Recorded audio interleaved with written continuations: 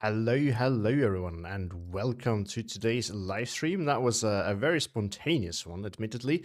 Um, I actually just asked these two guys, since I knew they were playing today, if they want to activate spectating so that I can watch, and decided that, let's just shoot up a quick live stream. I'm not sure how many will watch, but at least we're gonna have some fun, since I do want to watch the game anyway. And something interesting might get out of it. So this is the Wundan Division tournament. I've seen Curb is here. Happy to see you here. So you already know the rules. I don't know if anyone else is watching, but so far I don't think I need to explain them then. Wrong button. So by the looks of it, I don't know what tabs they dropped. I will ask them, because I didn't plan on streaming originally. I will ask them for the next game to let me know if they can. But it looks like Ra is playing CIBG. No Curb, I don't have the decks. I wish I do, but again, I will ask them for the next one. Because this one was a really spontaneous decision to actually do a live cast. That was not planned at all. If you go to my Discord, Ra pinged me to let me know that they started, because I asked if they could activate spectating. And I decided then and there that, you know what, I'm going to stream that, so I don't have the decks. But I will ask them for the next ones. But yeah, it will become obvious. I think he has no infantry because I don't see any infantry. And he specifically made a deck and shared that in the Discord. Without any infantry. And Koenig is playing SSB, which, interesting. The SSB is one of the divisions that I would still ban. So there's some divisions like 50 Gebirgs, for example, that I don't think are good as soon as you start dropping tabs. But SSB, I can see infantry and air spam, that can work. But let's see. I mean, the map is it's an interesting choice. So you have lots of Churchills here.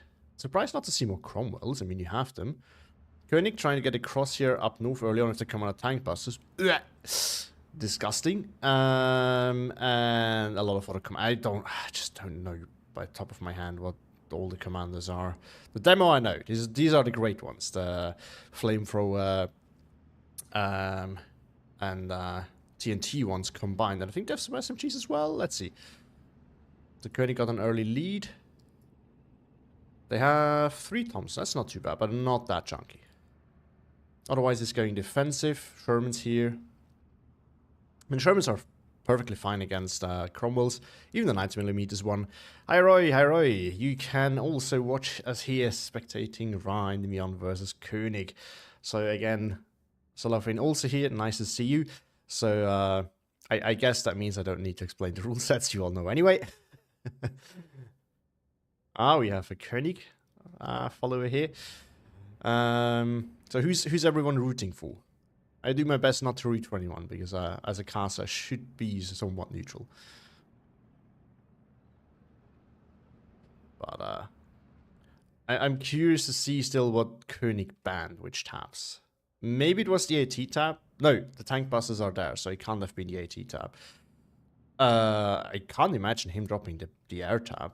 My guess would be AA and artillery, maybe? No, recon. He hasn't brought a recon on it. I think no. Brought the spotter, so it is not arty. So I guess it's recon and AA. Tank busters, gets spotted out. But look at the commando trade. Like, that unit should have been melting, yet it is not. So what do we have here? The commander number 3, that's the one with the double brands and the boys AT rifle, which is horrible. But I mean, it's a commando 13-man unit, so with 2 brands, can't really complain about that. The demo, the 45 is which one again? That's a Pierre one. Definitely reasonable. Because in A-phase, that's the most dangerous for him, I assume. Support Churchill's coming in. Cromwell 7's coming in. That's going to be a problem for Koenig. I mean, he needs an Achilles to deal with that. Sherman can't really do that. Or I guess getting Piat range, but that is also a limitation. He does have the Hellcats, but I think that has been nerfed. If I recall correctly. I think you get less per card now. Something like that, but more cards or something like that. But that makes it less efficient at the end of the day. More commandos coming in. Sherman repositioning. What is that? There's gonna be some reason behind that, but I don't know what the reason is. Annoying CVG. Yeah, I'm pretty sure. Yeah, no, it must be. That's why he has all the Vickers. And the Fumara. Demo here at a range where they don't want to fight against the Victors. Which is also not a good fight. Tank Buster's moving so that they might be able to engage anything that's close here, or maybe even the Churchill. Ah, your check sort of thing then. Yeah, fair enough. Very understandable. So, Koenig is having a hard time then. Since the majority seems to be for Ra and Endymion. Oh, Demo here. Got spotted out. Yeah, they were in a weird spot. I'm not really sure why Koenig left them there. I mean, he's obviously paying attention here since he's moving the command on Tank Buster. We have more people joining the chat. Hello, hello. We are currently spectating live basically, that's a deciding game for who wins the tournament. Ra Endymion versus Colonel Koenig. And the winner will take a prize. Neither of those have claimed a prize with a challenge yet. So, yeah. They want to go for the victory here. And for those of you who have joined but don't know the rule set, so people have to drop tabs. You leave some tabs empty, and the way it works is you basically, for a tab with up to 3 slots, you get 1 point. For 4 to 5 slots in your tab, you get, if you leave that empty, you get 2 points, and everything above that is free. And you need to get 5 points, so that means at least 2 tabs. If you are super inefficient, it could also be 3 or more technically, but you don't want to do that. So, and from what we've gathered so far, it looks like Ra left open his infantry tab. And what else? AT maybe? I don't think I've seen a single AT piece. Koenig, by the looks of it, might have left the recon tab open because there's no recon, and I think you would have seen it if there were. Because there's no reason to not bring recon.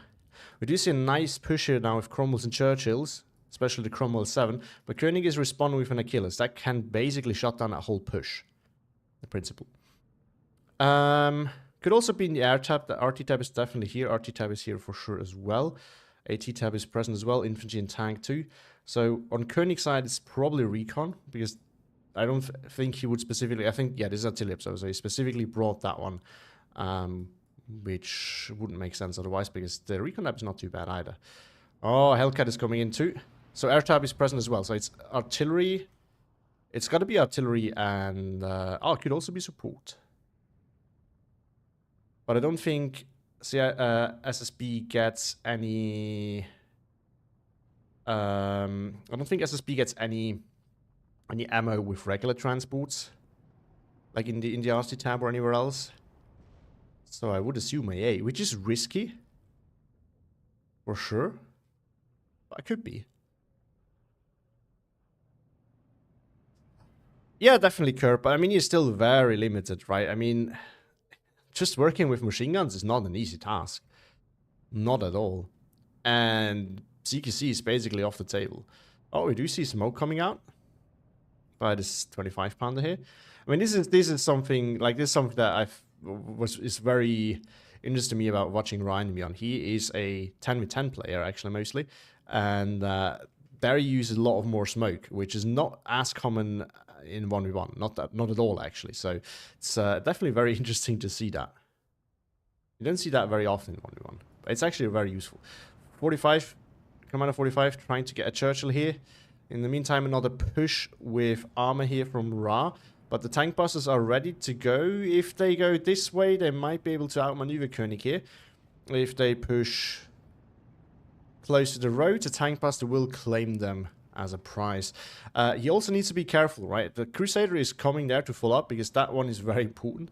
Otherwise, as soon as he gets too far forward out of his AA coverage, Koenig will strike with his planes.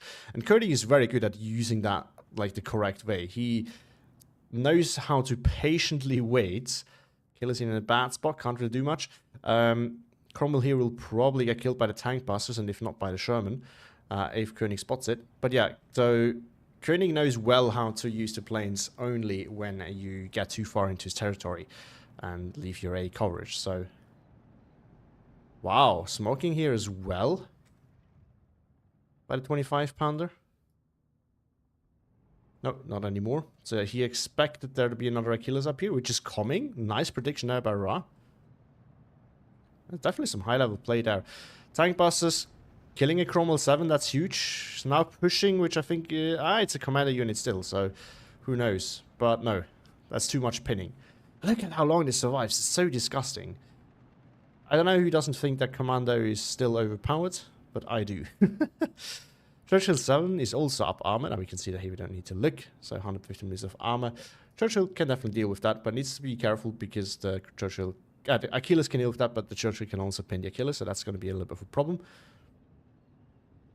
More Commando number 4 demo coming in. They can't save him there, really. The Commando number 3, I think, are the one with the Boys AT rifle. Koenig, though, grabbed this flag here, still holding that one.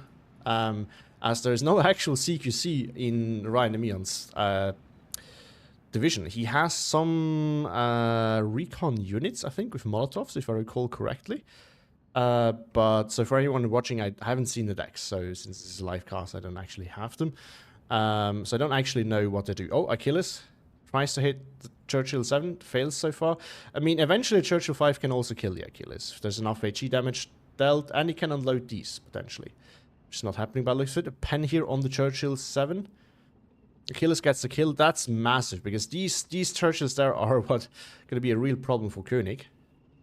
The problem that Koenig now has is that the Churchill 6 here, 4 here, if that just gets to run rampant here, I can definitely clean up everything here and to grab this flag. And once you can kind of cover off the open here, it's not that easy to get back into that flag.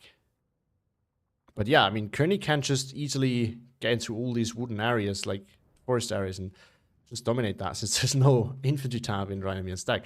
Now, what Koenig could potentially also do is send this commander number 3 up here to grab this flag. Because what we need to remember, he doesn't have a Piet though, so that's a little bit of a downside.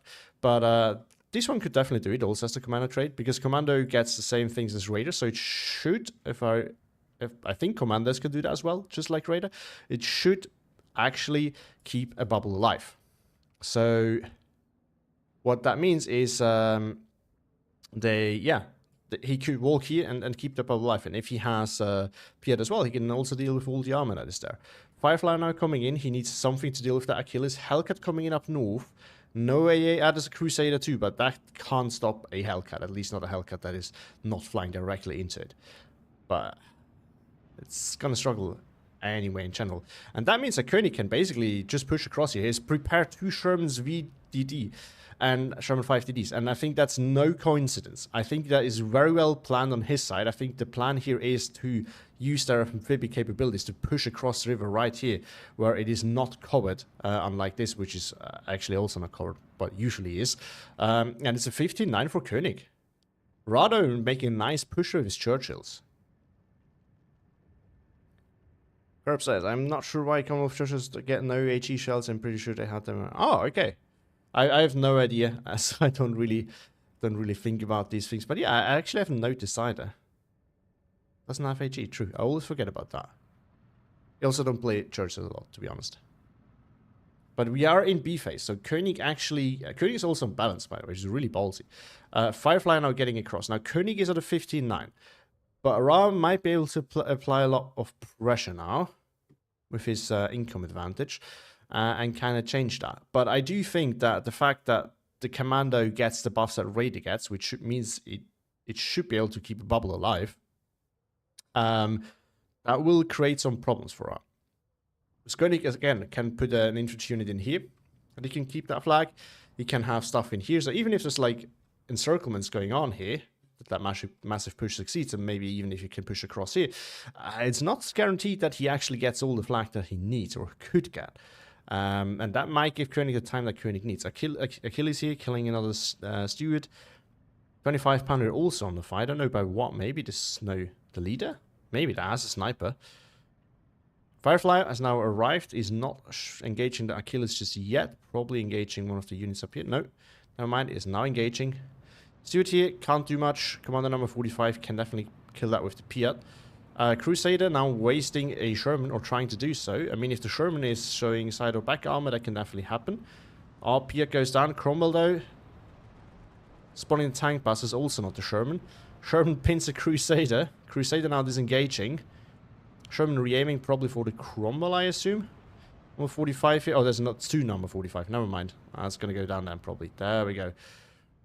Meanwhile, Firefly not engaging the Achilles yet, as the Achilles is not being spotted yet. 25 pounders going after the Achilles with regular artillery shells. It is in radio range after all. 17-7 now for Koenig. Koenig showing no mercy. New rows of Churchills coming in. Sherman here gets killed. By what? Sideshot from the Cromwell, maybe? Or sideshot by the Stuarts? Where was it facing? Okay, it could have been a sideshot from the Stuart then, I guess. Oh, but a nice pusher by Koenig continued. Wow. Stuart goes down to the Sherman. And, yeah, I mean, he is dominating. Koenig was not going to let that 3 DLC slip through his fingers. Yeah, definitely. He's doing his best. I mean, to be fair, in any one of the contesters' position for a win, that makes a lot of sense. You're not gonna try one of the challenges now, I guess, if you have a chance of winning. Centaur now coming in, and Endymion is getting pushed back hard in his winning phase, actually. Not looking good for him.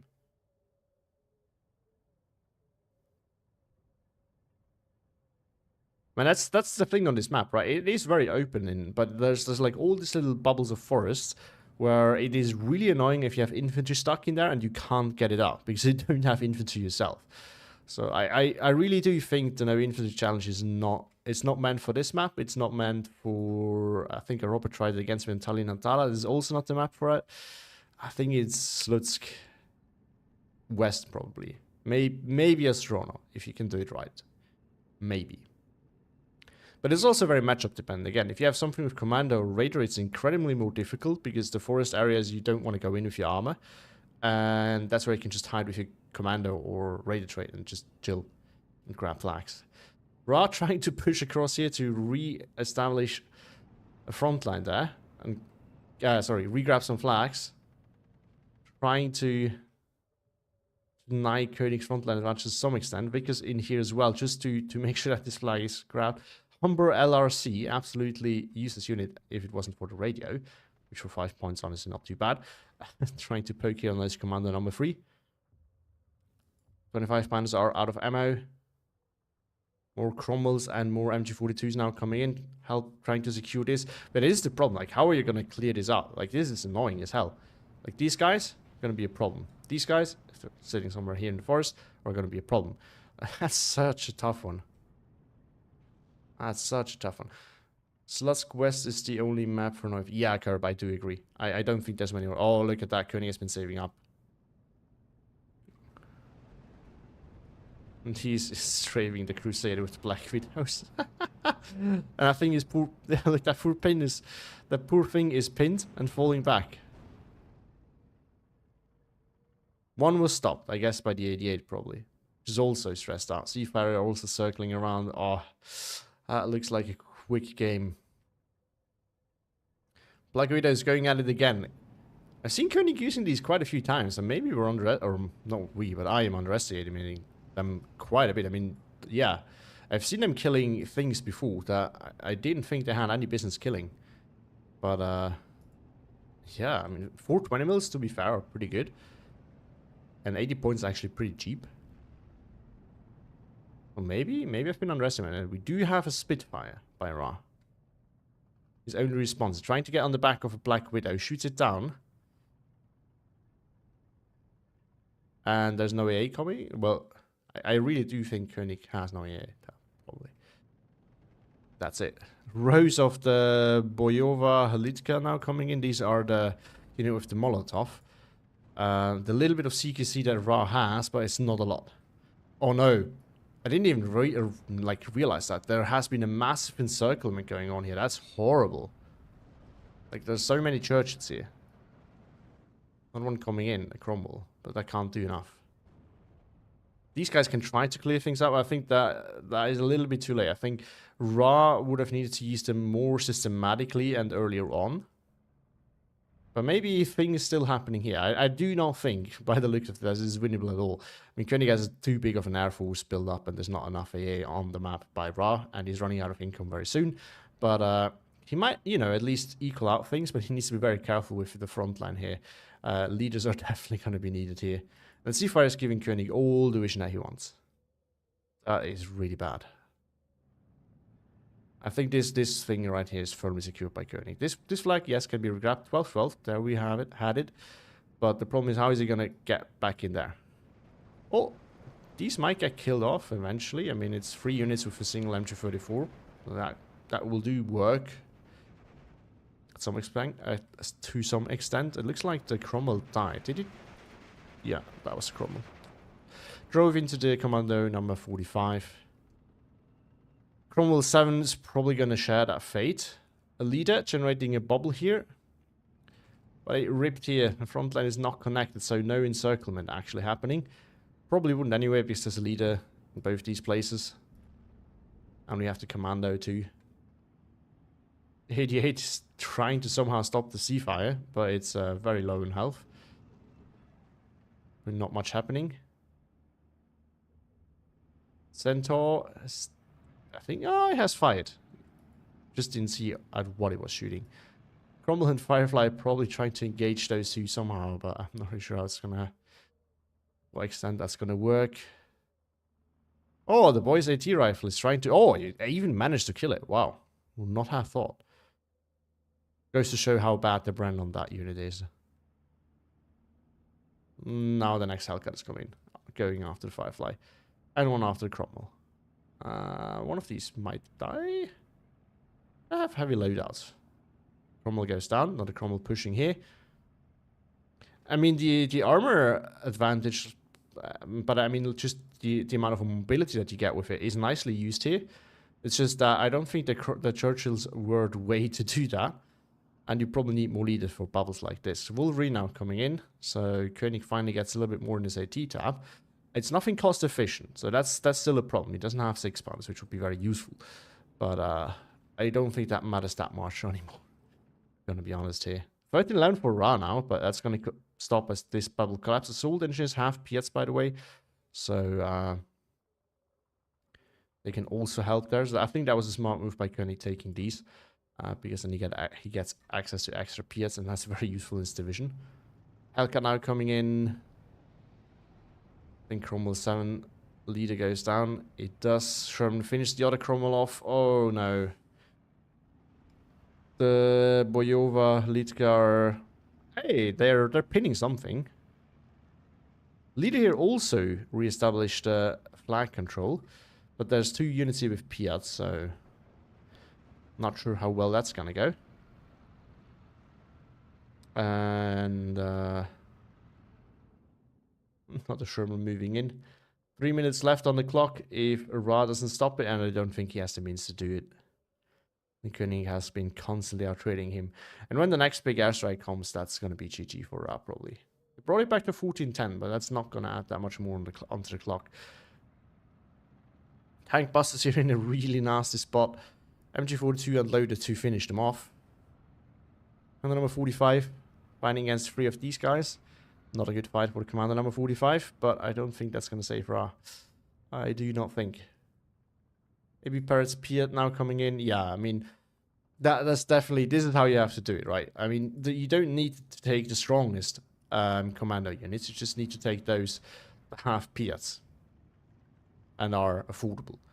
Because you need them to either hold ground or B, kill tanks. That's like the 2 options that you need them for. Nothing else. Cromwell versus Achilles.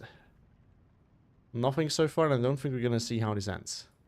Never mind, we're going to see how this ends. Oh, Cromwell 7 finishes the Achilles. Probably not going to get strafed by the Black Widow. I'm not going after the 88. That's a very reasonable choice, actually. And goodbye, 88. Ooh, that's a rough one.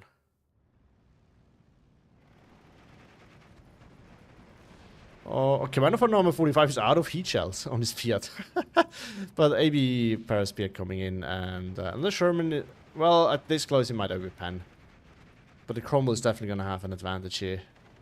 Oh, there we go, finished off the Sherman. Oh, something killed probably the Hellcat, I assume. Finished that Cromwell there. 14-10 now again.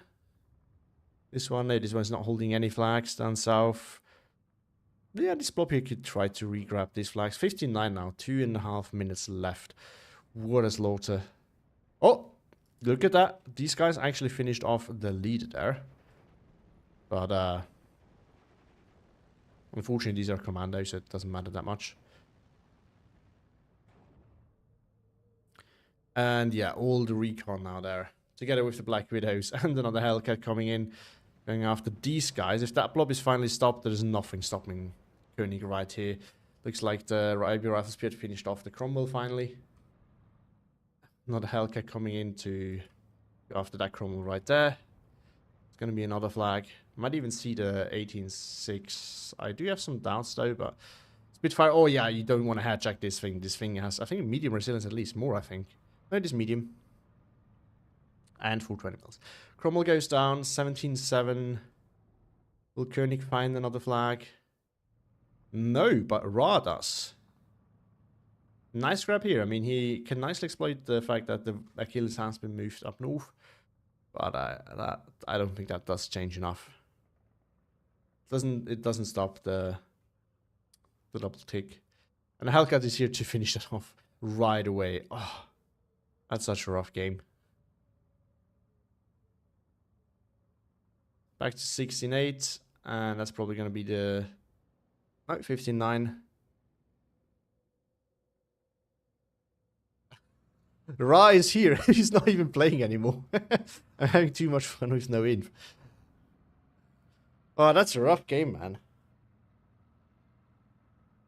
I guess it's so. I assume there's a slight delay. But yeah, it was nice that he tried Ra. I think that was a really hard, rough matchup to try it. I mean, Koenig made a really good pick in general, and I think that pick also just counted the no inf challenge decently well. Even though I would, you know, at first glance, you might not think it. I think with SSB, it makes sense a lot because your infantry can just hold ground easily. You have the Piats.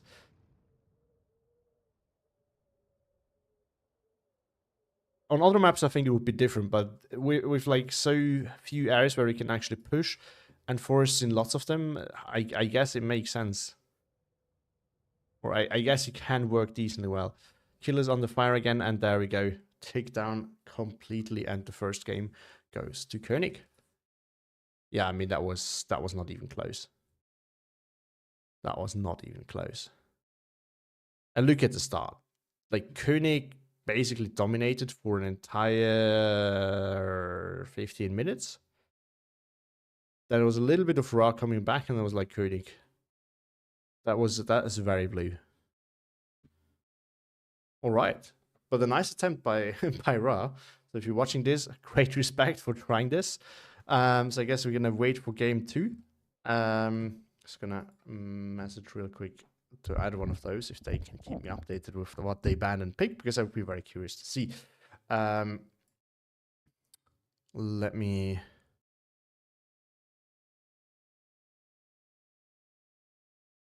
shoot a message real quick.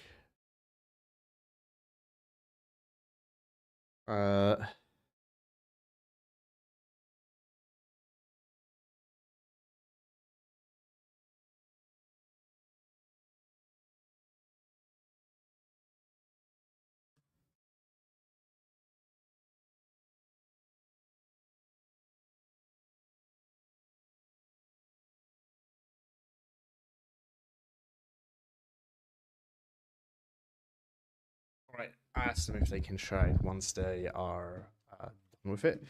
So you're gonna stream the next one as well. And yeah. In the meantime, what do we do? I don't think it's enough. It won't be enough time to play a game, I guess. So I have to do something else in return. Ooh, got an answer already. Yeah, they're starting bans for game 2 now, apparently. Got a message from Koenig, so I guess I'm gonna be up to date all the time. Very nice. Thanks a lot, Koenig, if you end up watching this.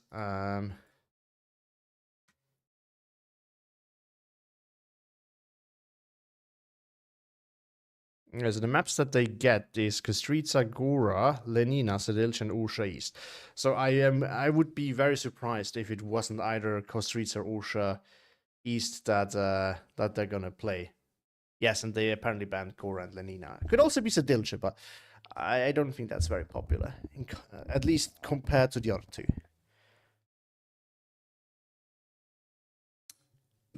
So let's see. By the way, some more news. Tomorrow there will be. Sedilch and Ursha East are also banned, so it's going to be Kustritsa. Nice. But yeah, so tomorrow I will bring out the next video of the free party that I announced in Discord about for tournaments. So kind of beginner's guide for tournaments. That one will be about picks and bans. So how do you know what to ban? What do you need to keep in mind when you pick? Things like that. So very basic stuff. But yeah, thought that would be cool to have that out there to help new players. So that's going to be coming. And the next week as usual, of course, but that is also in the making. And then next Sunday there will be the third part about adjusting your deck to the matchup and map and things like that. To anyone who has just recently joined, we are currently waiting for the game number 2. So far we know that they're going to play in Kustritsa, and we have to wait and see what the picks and bans are now. So we're just gonna try to kill time until then. It's as good as we can. So also other news, I will make a quick video for that, and just we're gonna lump everything together that is coming. So I do want to also make a little bit of advertisement for the next big tournament, the FOB Arena, since that should be the new league, hopefully. So I will make a video with this and some channel regarding stuff as well. But there will be a video that's coming soon about what is planned on the channel in the near future, but also, so just giving you a heads up, I will cut back on content maybe a bit towards the end of the year. That is not permanent, that's temporary, but maybe, hopefully, at some point this year, Escape from Tarkov will be released. I used to play that a lot, but with playing more and more Steel Division, then especially starting making content, I kind of stopped because I just couldn't play it enough while also doing the content. But I do want to, with the release, I do want to play again. And I might play the next wipe as well a little bit, not that much though. So cutting it back a little bit, but not too much on Steel Division, and a little bit on other edges as well to get it done. But I think for release, I might cut back to 2 videos, play a little per week, play a little bit, and then eventually get back to 3 videos a week. But that is in the far future when that is coming. So we'll have to wait and see. Allegedly, it should come out this year, and they said they will announce when in the second quarter, which there's not that much left of that. 2 days to be precise. So I don't know. I guess we see. But anyway, when that is happening, I will be cutting down a bit on content. But we'll have to wait and see. Curb says Tarkov content would be neat. I don't think I will be making content, honestly. I think there's no need for that. There's plenty of people who do that anyway. And I don't really have ideas for that. Because for Steel Division, you know, there's the cast that you can do. There's some guys that I do want to do. And of course, I enjoy showing playing every division things and see. But I just don't see a need, and I wouldn't have any idea for contents to make. So I don't see a reason for it. I might stream it at some point if someone is interested, just to hang out a bit, basically, via the stream. But I'm not so sure how well that works, because that would be something I would need to discuss with my friends too if they were okay with that. So that's not that easy. So there's nothing like that planned. So Koenig ban SSB, ATF, and Kessel. Raw ban nothing. And wait, what? Seriously? Okay. Koenig banned Nankaf, VDV, and Panchelos. Now I'm getting confused because there's also Dodi, DFL, and Blinde. I guess that's by Raw then. Okay. Interesting choice. I'm a bit confused by Ra's no ban, but I mean, that's... Yeah, sure, you can do that.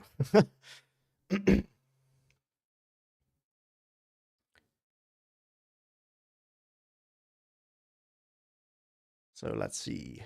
What do we get? I think Ra is memeing around now. Oh! Koenig picked DBSS, and he will try the 2 taps challenge. I think that was Koenig. So I just get... he just copies the message, but I think that came from him. Yeah. So we got we get to see the 2 taps challenge. Maybe he will be the one to succeed. So far, no one has managed. But I think Koenig, after having played the first game, where he wanted to maybe test the waters and see what he can get away with and what he can't get away with, decided that now is the time. Maybe he felt confident enough after how clear that victory was, that now he could actually afford trying, and goes for it now. So very curious. Now, so far, I think it's only Step Knight. Oh no, Step Knight has tried it, Ypaz has tried it, I have tried it too. And so far, none of them have succeeded. So let's see if this is the one. My guess would be infantry and air, knowing Koenig, but I don't know. So my guess so far, and I think Kostrica is one of the better maps for that. So I've been definitely thinking about that, and I think the two maps where this can realistically work is probably Kostrica and Cell, because what you need is infantry. You can't go without infantry, or maybe Slits Quest and you go with tanks. And I think you need the Air Force, because AA is just not flexible enough. Support doesn't add enough value to your deck, and you still get air spammed. Same for support and RT. And RT, it's just going to get bombed anyway, if you don't have AA. So I do think that tanks on Slits Quest, together with planes, or infantry on Kostrica or Cell, combined with planes, are probably the way to go. And what you need is... So what you need is infantry with bazooka units of some sort. Raider trade to hold ground. You need to have some cheap infantry as well, ideally with raider trade. That makes it way easier for you to try and get flags everywhere. Yeah, and you need Western allied planes or the good Fokker Wolves.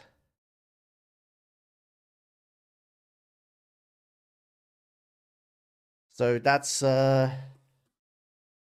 basically my opinion. What you need to make that challenge happen, and it's still a hard one. It's still a tough one.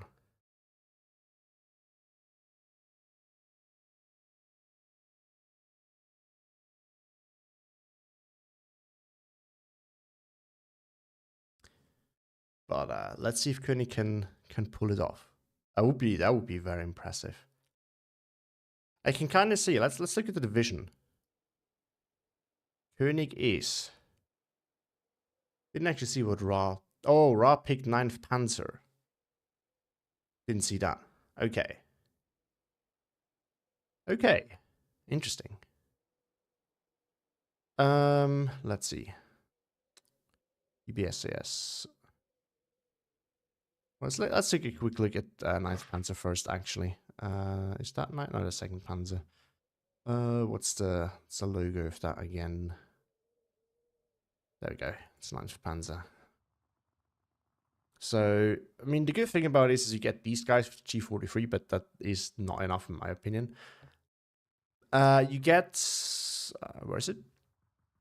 There it is. You get the Kazakh Pioneer, which is really nice, because it's a Pioneer for 15 points. It's not as chunky, but you have 3 PPSHs, which is a little bit better. But not that, it doesn't make that big of a difference, because you don't have shock, so it's not getting a CQC powerhouse. But I mean, at the end of the day, it's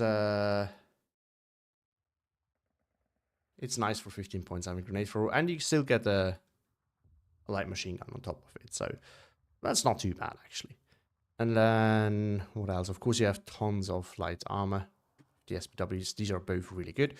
And then you get the Panzer II Luchs, plenty of those. In a tank tab, you even get your Panzer 1, I think. No, that's also in a recon tab then. Oh yeah, there we go. So you have these kind of tools available, which are pretty nice. But to me, this is not a good pick for Kastritsa. Because you want to have good infantry for the town and CQC fights. DBSS, on the other hand, is an interesting one. Where do we have it? There we go. There we go. You have, I mean, this is basically what he will be dealing with. There's probably going to be tons of Maquisards, which are going to win in the woods. Not against the Sturmpire, but against the other stuff. 20 points radar trade, very important. You have these guys, the SS Group FM, a commando. So same concept, 15 points, super annoying. After the FFI Group FM, also super annoying, hard to spot. With the radar trade, being able to grab territory behind the lines. You could even, this is a meme, but you could even take these guys. And it would kind of work maybe. Then you have the SS Chasseur Para, same kind of concept, just commando, not radar. Will also absolutely slap in the forest. Now, one problem that Koenig will have is bazookas, but this guy has appeared. This guy has appeared too. So there are Piats around. And in Z-Phase, he has these guys, or the leader, if he wants to. Oh no, the leader doesn't have them. Never mind, my bad. But yeah, so the options are there. But it's definitely going to be a struggle. But the Piats do exist, and that's what's really key. But Koenig will need to be very careful. He only has one of these, and as Curb pointed out by the looks of it, you get P-47 fighters, which is true, and you get the Black Widow. I have to say, though, that these guys are not very good for strafing. Anything with 50 cals is not good for strafing, unfortunately. But this thing will hurt quite a bit. This thing will hurt quite a bit. This thing is pretty good as well. That one, yeah, it only comes in C-Phase, but not bad as well. So I would really expect him to keep these two tabs. It's either these two or these two.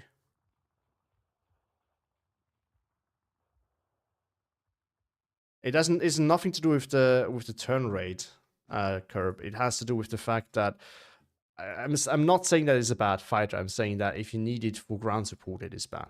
Because this thing, 50 cals on planes are just terrible strafing for some reason. It doesn't make a lot of sense, but this is just how it is.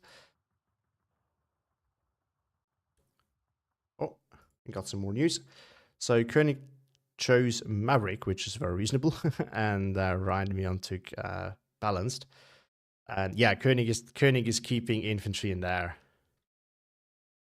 as we expected. That was to be expected. I really don't think there's a better way. The only time you might want to drop you might want to not take your air tab is if your opponent actually drops his air tab. But that can also make sense.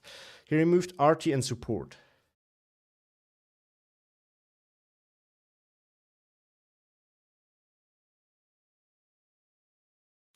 But yeah, as soon as your opponent doesn't drop his air tab, it's going to be a tough one. So I tried this myself on a map and didn't really work against Robert. And Step Knight tried it against me twice, and he didn't manage to get the challenge done either. It's not an easy one. But I think Step Knight was decently close when he tried it against me on Cell. Because what he did is he did the same thing, I think, with either DOD or DFL, where you just go as hard in as you can with your infantry and supported by a lot of air spam. And since Western Allied players are so freaking fast and resilient, it's really rough to shoot them down if you time it well and go in waves. So let's see. We can already watch it. Not yet, we have to wait a little bit longer. Curb says, yeah, it sucks at strafing, but it's also not very good at being a fighter unless you've edit for the better turret. Ah, okay, didn't even know that. Because I don't usually bring fighters anyway, honestly. Some divisions need them because the AA is too bad. I usually don't even bring fighters because you don't need it if you have fighter bombers, and the AA usually is good enough at stopping them these days. So...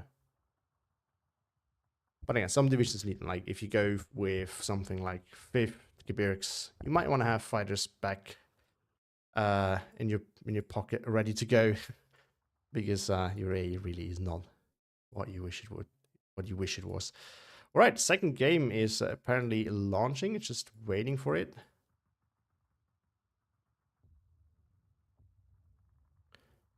I guess, yeah, there we go. I was gonna say we had probably to wait for the delay. Oh yeah, I need to go spectate, of course. All right, thanks, Ra. Good luck and have fun. It's really cool when you spectate. It already launches you like from the side, so you don't have to turn it. It's actually pretty nice. I usually do it from the other way, but that doesn't really matter. So we need to wait for that, and then maybe we can speed it up. Yeah, we can, and then we will start seeing their deployment, which is also fine. Oh no, it's not actually faster, is it? Oh, we can leave it. It will automatically go to the correct tempo once we reached it.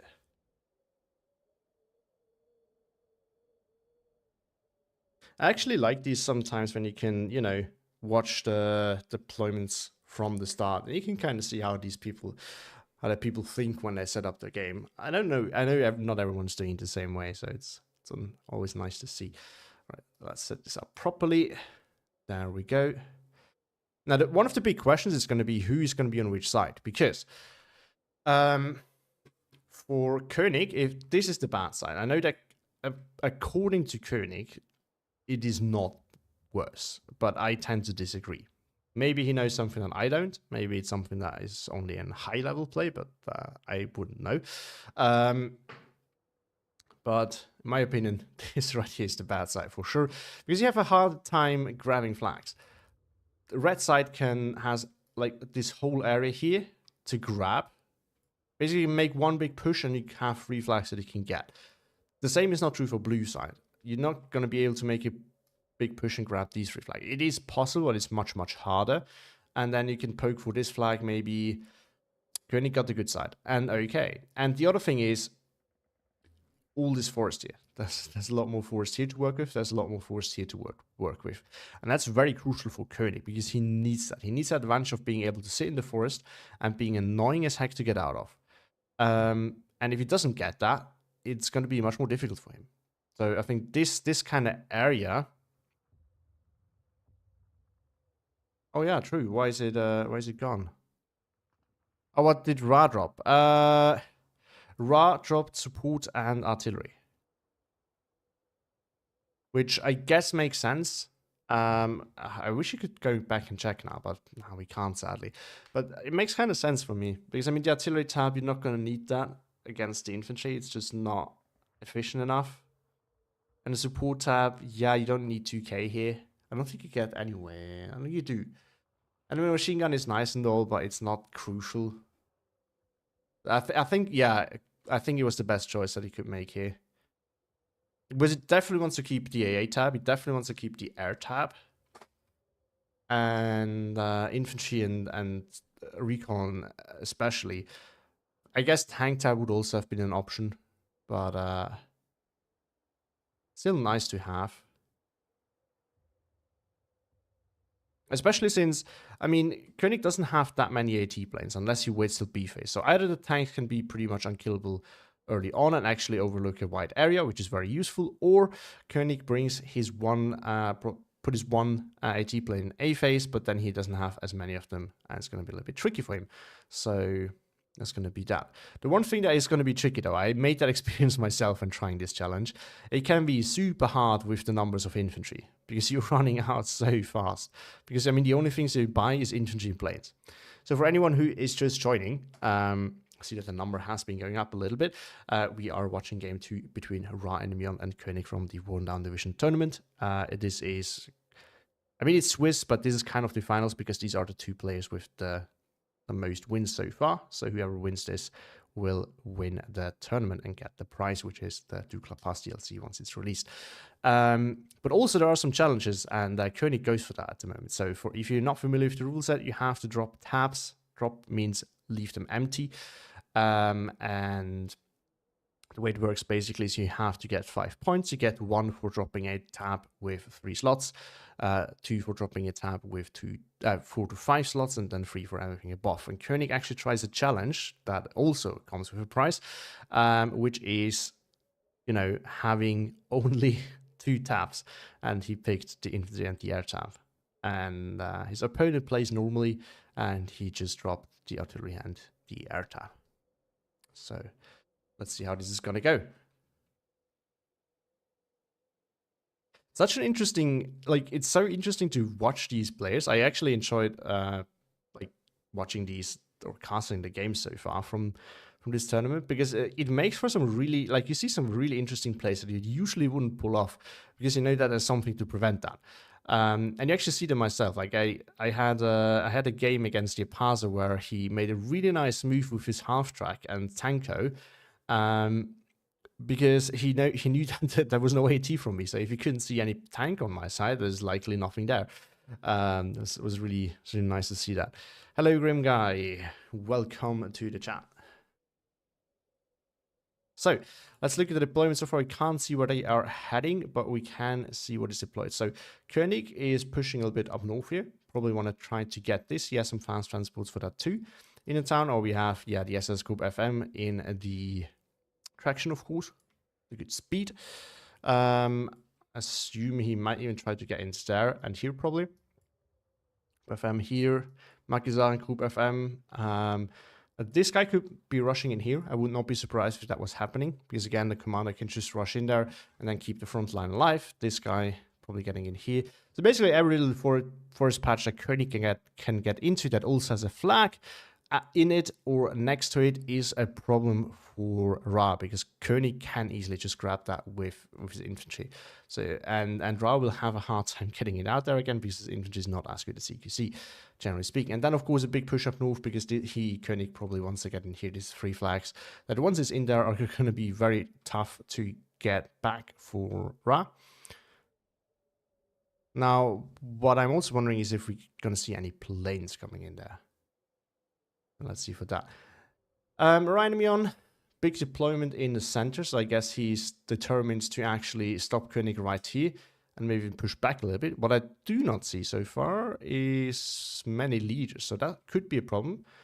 I guess Koenig's decision at the moment is there's 2 here, so he had a hope that these can really do the work, or he kind of hopes that that his infantry can just win by his infantry grabbing enough flags and it not really mattering that much. With anything else, and just kind of ignoring the armor as good as he can. He has smokes on some of his units, like the one of the 2 Group FM has smokes. There's a small deployment down south, so that could be a problem, because Koenig's definitely going to get in here, and I don't think that Ra can really contest that. Kerb says, I'm surprised Ra borders with Martyrs. Yes, I didn't notice, but that's definitely a surprise. I mean, the Martyrs are really not necessary. This thing is also really a bad choice. It's actually nice for infantry support for the fire rate, but the problem is you only have 10 HE shells, and you can't resupply them since there's no support tab anyway, so...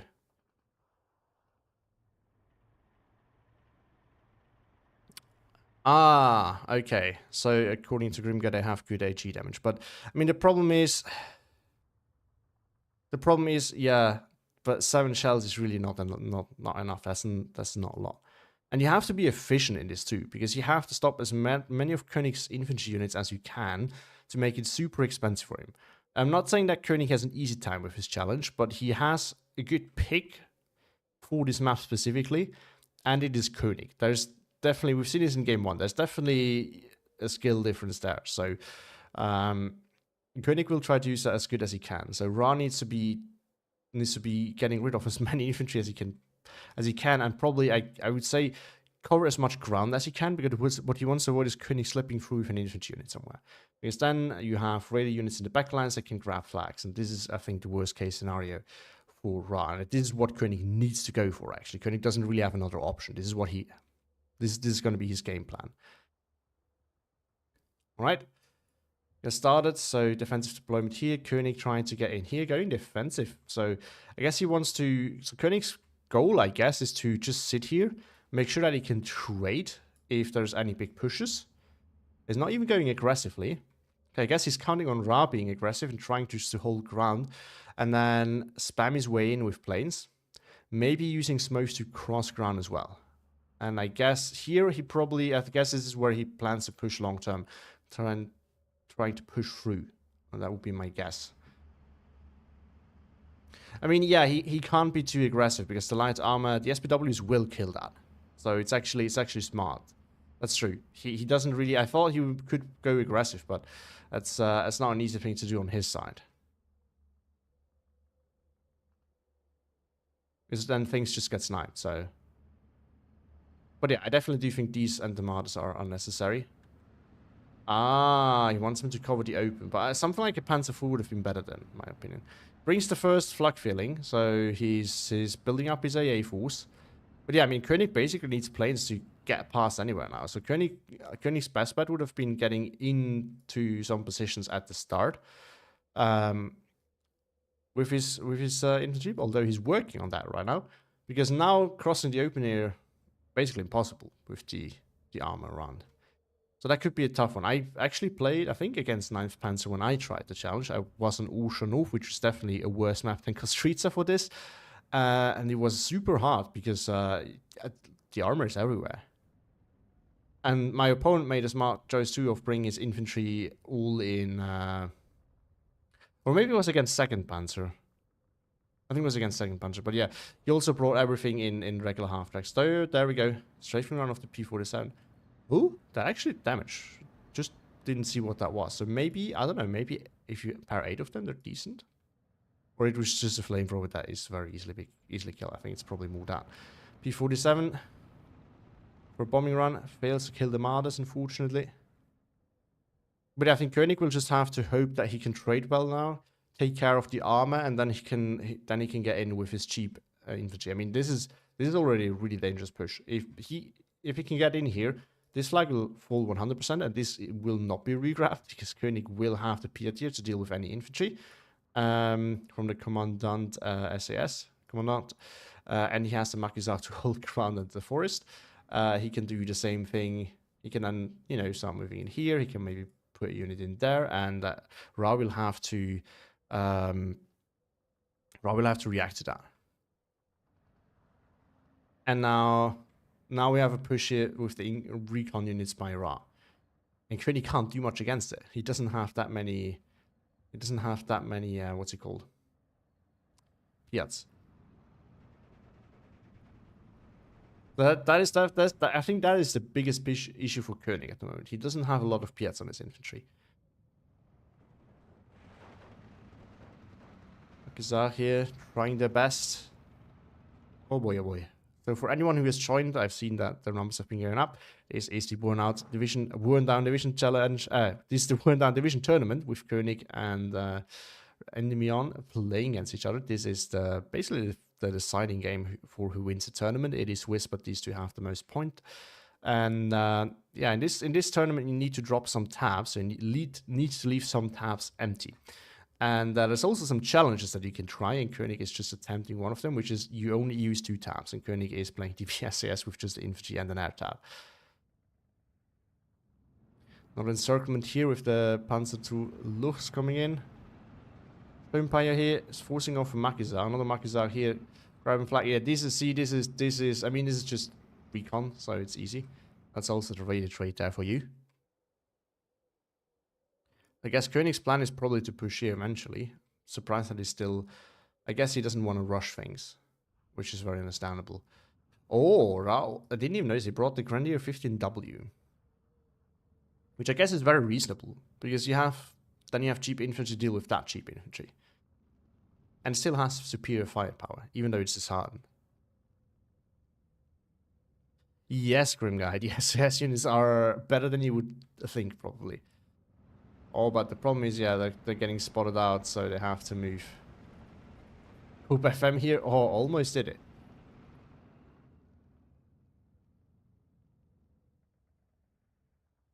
Interesting. Even Pentagrams at range. Okay, this I haven't seen yet. But I mean, it's a commander unit. It just doesn't get suppressed that quickly. So kind of makes sense. What a silly idea to play without taps. Well, it's not their choice. I mean, it's their choice as in they decide to play in the tournament, but it's the rules of the tournament. Except for the 2 taps challenge. But that is meant to be very, very hard. I don't think anyone's going to manage.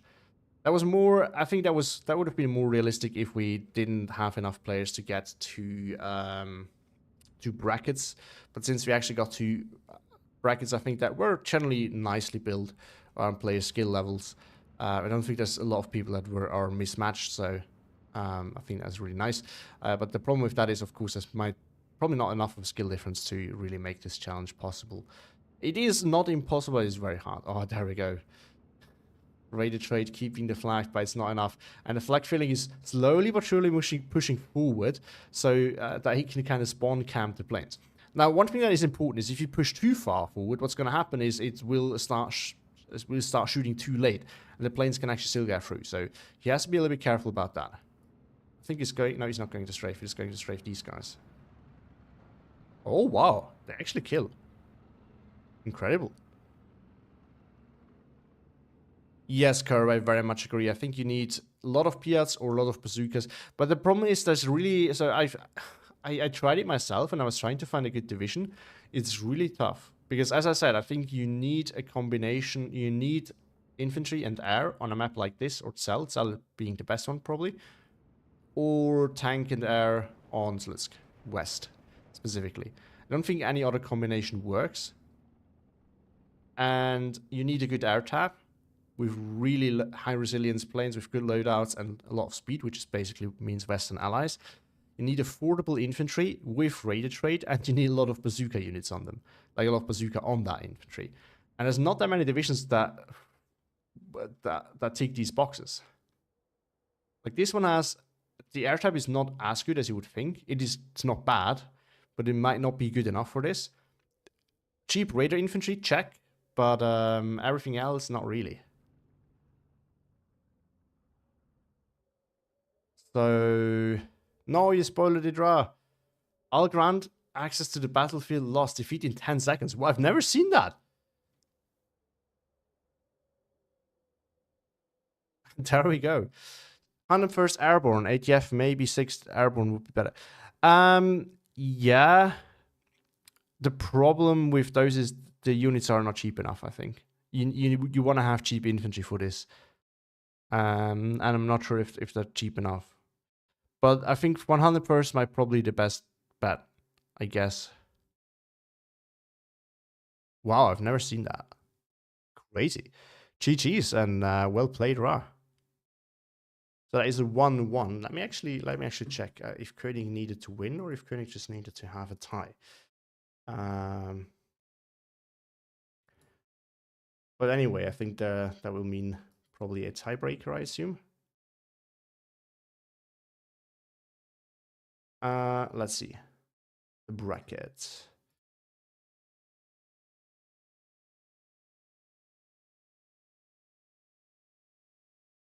Standings. Koenig is on top with 7 points over Ra 6. So Koenig only needed a tie, which is probably why he went for that. So Koenig will, despite the failed attempt of doing this challenge, Koenig will win the tournament.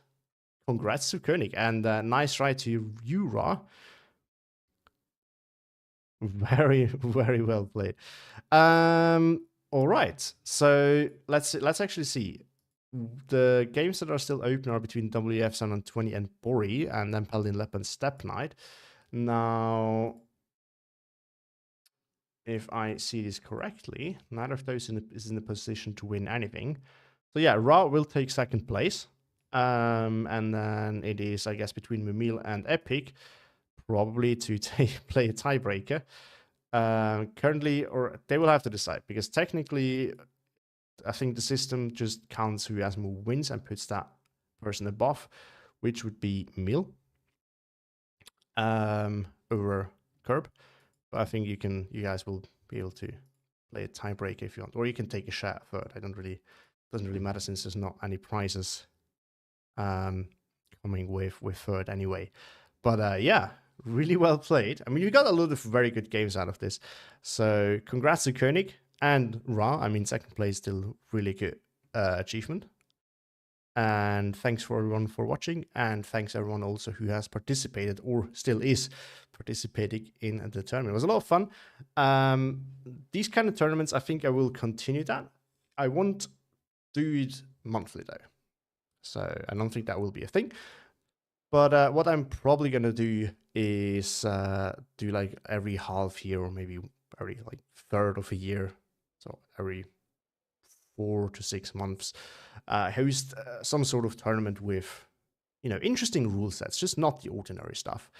So the next one I actually already know. The next one will be going back to, I don't know if this always was the case, but at least the last time when I played in it, that was, we had a fun rule set in the Kingdom of Steel with the Kingdom of Steel tournament, and I do want to revive that rule set for the next tournament that I will be hosting. I'm not sure if there will be any prize with it though. So that was more of a one-time thing here, probably, but we'll have to wait and see. So that will be coming next, but it will only be in a couple of months. So nothing super fast. Are you interested in any of the diffs that are coming with the new DLC? Yes, actually I am. Especially the what's it called? The Soviet, not Soviet, the National Uprising one, the Slovak National Uprising one. Because this one looks like a division I'm gonna love. I like infantry heavy divisions, and that one has infantry, a lot of light tanks, and a lot of fun stuff otherwise. So I think that one is really cool. Then of course Soviet have really good ones, which look like not your standard Soviet stuff. So I'm actually very excited for those as well. And on the Axis side, I think the last one could be very interesting. It could also be very interesting and strong. There could be an interesting and strong, what's it called? Like infantry heavy division as well. So that looks cool. And the first two Axis divisions, I guess we have to wait and see. I don't really know. Oh, the Hungarian one might also be fun. What were the rules of the Kingdom tournament? So that one was really fun. That one, basically I can show you an example. Like basically, if you have the same concept here as with the tabs, but instead of putting units in, you would put divisions in. And you basically had a cost. Basically, on this side you had the tabs. What your tabs here is basically just tiers, and you have like S tier where every slot would be more expensive, and it would also get gradually more expensive. And then the further down you go in the tier list, the cheaper the slots were initially, and the longer it would take until they got expensive. And then you just need to have a certain amount of divisions so that you could play the full amount of games that you might need to play. And you basically create your own army that way. So you could, for example, decide to put a few, like 1 or 2 S tier divisions in there, but then you have maybe to compensate with that by putting more like D tier divisions in there, so things like that. That used to be the rule set. It was a lot of fun, and you could use every division just once in a turn. So after you use it, it was gone, and then you have to use another one for your next game. So that was really cool. That one was fantastic, a lot of fun. And then people try to either save up their best divisions till the end, or they had to use them earlier, and then you end up with people playing like trash tier divisions in the final rounds. It was really fun. So this is definitely something I want to bring back for the next tournament that I'm going to host. I think that's really cool. Soviet one full of Hungarian equipment looks cool. Yeah, that one is going to be fun. Although we've heard from Gonzo, it's only going to be A phase locked. Most of it, not everything, but so, which is actually a good thing, I think. Colonel Koenig says 6th Airborne 101st would have been better. Yeah, probably. Regret not to pick on them first. Yeah, fair enough. Fair enough. Oh, hello back, Roy. Koenig won that game. Sorry, Koenig lost that game. He tried the last challenge, which is now, well, there's some time left and some people haven't played yet, but so far it doesn't look like anyone will claim that one. Yeah, it was a fast game. So what I think I'm gonna do for today is I'm gonna play one quick play game, and then I'm gonna call it a game. It's our third game. No, Koenig still has more points. Koenig just needed a tie to win that, and he got the tie. So there was that. But yeah, I think I'm going to do one quick game today, and then I'm going to leave. That was, again, the whole stream thing wasn't planned. I'm actually, since I have Steel Division open, I do want to go for that game, but that's going to be it for today then. And then again, tomorrow, for all you people who might be interested in getting some more tips for tournaments, tomorrow there will be the guide on how to do picks and bans properly and what to look out for. That will be coming out tomorrow. I have been editing this when these guys started playing. So that should be ready by tomorrow. So, let's see. What division do I want to play to finish us off today? If the polish units in Wessex could come in B, it would make the deck actually playable. Yes. Well, it's still playable. It's not unplayable, but it would definitely be much better. I agree. I actually do think though it is still useful that way, because in my opinion you can play Mavericks. I actually play balance because I like balance, but to be fair, the more to be honest, actually the more I play, the less I like to play balance. But you still have, if you go for Maverick mirrors in tournaments, at least for tournaments it's still useful.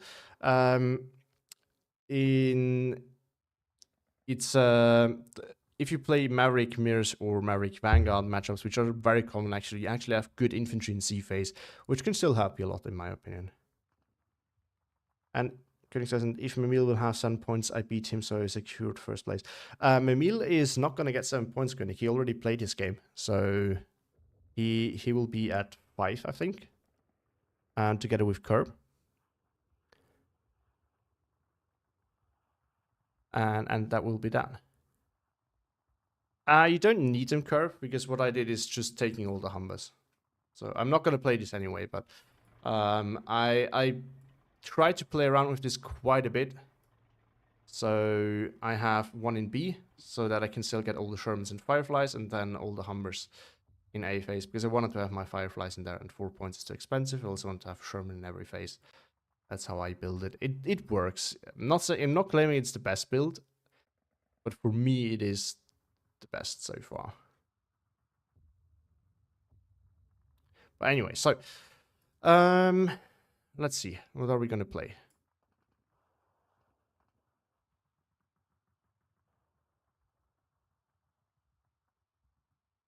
Well, personally, I think it's better to have them in B phase, and then in A phase you have the Hummers, which is pretty decent as well anyway. But I get the argument, definitely. No, we're not gonna play 7-6. I'm actually gonna play something decent today, I think. Probably. So what did I play last time? Oh, I know what. Actually, I really do wanna improve on those armor divisions. So it'll also be fun to play DVSS. I actually feel like it a little bit, but so I think I'm gonna play Blinde and try to get a little bit better with that, and then maybe I try this again, because 3rd US, I think it's a good model division if you really want to play armored divisions properly, to really learn it, and it's something that I do want to do. But I think Blinde is maybe a good start. Did you try the unicorn units in 26 Panzer yet? No. It's just one, isn't it? It's like the EA piece, right? But I haven't played that yet. I just can't justify putting it in there. I mean, yeah, it's good, but it's one unit, and the slot cost is expensive. So, yeah, no. So far I haven't been able to justify to myself to take this. Actually, I should change things up here anyway. I think these should be in B phase. I'm not sure if you really want to take the FAMO. But yeah, anyway. This is a division that I haven't touched in a while. I haven't touched a lot of divisions in a while. Even someone that I used to play a lot. So I might need to get back to that eventually. But yeah, I think we're gonna play Blinde. Let's see. There we go. This is my build. I've played that before recently on stream, so the build should be okay. But let me double check. I'm sure Koenig will disagree, but. Okay, so we got recon, we got 50 cal with it, we got a lot of recon light armor, we got more light armor. This one you could technically drop, but I really like it because it affects the front line. So this is why I kind of like this over these guys. Or at least not over them, but having one I think is cool. Yeah, I don't think it needs any change. I think it's fine as it is. Support tab, I think it's decent as well. Is there anything that we really would want to change when we have the ammo? I could take this in A phase, like, could take this in A phase, I guess. I like having, okay, it's only 4 though, but still, I like having the heat shell around, I don't know. But yeah, this one doesn't need any, this one is fine too. More 57 mils would probably be nice. But 3 slots is going to be expensive. This is okay, it's not fantastic, but it's good enough. Wait, did I not take the M8? Oh, yeah, that's a mistake. Artillery is fine. Air tap, this is fine. This is fine. P-47 over Spitfire. You need the vet for the turning radius though, I think. Maybe. We can try. Never tried it, so. I don't like these heavy fighters because the turning radius is bad, but if, with the availability, it doesn't actually look too bad. So maybe that vet helps. So we can give it a try. Yeah, but do you need more than 2? I think 2 is okay. And, you know, the extra vet helps with accuracy as well, so I'll take it. These guys, I just don't like these guys. They're too expensive. And the availability sucks. So, let's see. Bofors okay. But yeah, we should fit the M8 in there. I remember, yeah, we had this discussion. I think it was with Curb actually about the 50 cals. Well, I think this is the way to go for me personally. Yep, this is how we do it. Maybe we could take these with the 30 cal one. 30 points is still affordable, and having it is nice. Same thing for these, maybe. 25 points is affordable. Yeah, this is post-game quick play. I should actually change the title, I guess. Wait, there they are.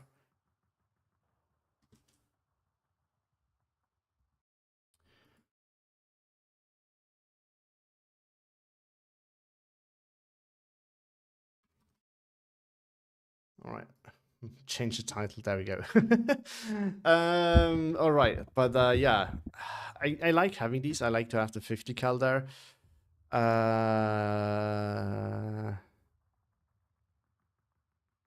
Having the HE suit running around with your tanks is a really good combo. Yeah, you mean the, yeah, I know you mean the EM8. Just yeah, I'm here and there with you. Just wondering what I will drop to make it work. We're not gonna drop the recon. Actually, we might want to put the recon Shermans in. Oh, we can't. Okay, that's not a question then anyway. I think that's a 2-point slot. It is. Maybe I have to put this. Maybe we don't. Okay, hear me out. Maybe we don't actually need the 50 cal since they have so much armor anyway. Because this thing, I like it because it's not too expensive and you can put it forward aggressively. And it's fast because a lot of infantry is not as fast. Yes, you have the flamers, but 50 cals are so good. No, I think we're gonna do it that way. These guys, I'm still honestly I like having more of them. And yes, veterancy helps, but I don't think they're really gonna be fighting something where the veterancy makes that big of a difference. And I think that's gonna be it. We're gonna try it. I really wanna get better with those armored divisions. So this might be a good one to practice a little bit. First, I want to learn. So that's the general plan at the moment, to get better with armored divisions and finally learn to play them properly. Once I've learned them, I do want to go back to really master infantry divisions, because these I'm much more familiar with. And then we can go back to armored. Where is it? Where is it? Where is it?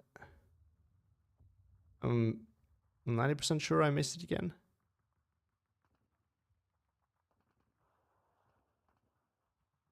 Yeah, now we get into the tournament decks again. Where was it? Probably Blinde Muff. Right, so there we go. The first one, of course. It's always the first one.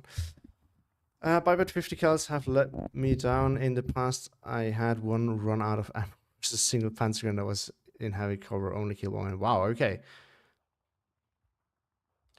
But so it went from full ammo to no ammo then, or what? Because I mean, the 50 cals are good at pinning. They're not that deadly, I think. But this is.